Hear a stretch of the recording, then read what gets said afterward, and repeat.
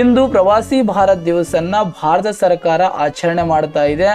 ಈ ಒಂದು ದಿನದ ಹಿನ್ನೆಲೆಯನ್ನು ನೋಡೋದಾದ್ರೆ, ಆಧುನಿಕ ಭಾರತದ ಇತಿಹಾಸದಲ್ಲಿ, ಸ್ವತಂತ್ರ ಚಳುವಳಿಯ ಇತಿಹಾಸದಲ್ಲಿ ಮಹಾತ್ಮ ಗಾಂಧೀಜಿಯವರು ದಕ್ಷಿಣ ಆಫ್ರಿಕಾದಿಂದ ಭಾರತಕ್ಕೆ ತಲುಪಿದ ದಿನ ಇಂದಾಗಿದೆ.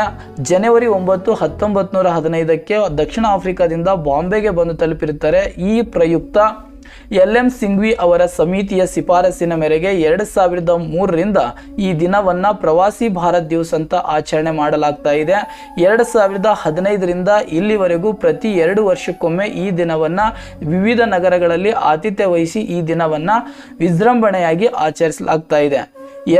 ಈ ದಿನದ ಮುಖ್ಯ ಆಶಯನ ನೋಡೋದಾದ್ರೆ, ವಿದೇಶದಲ್ಲಿ ನೆಲೆಸಿರುವಂತಹ ಭಾರತೀಯರ ಸಾಧನೆ ಕೊಡುಗೆಗಳನ್ನು ಗೌರವಿಸುವಂತಹ ದಿನವಾಗಿದೆ.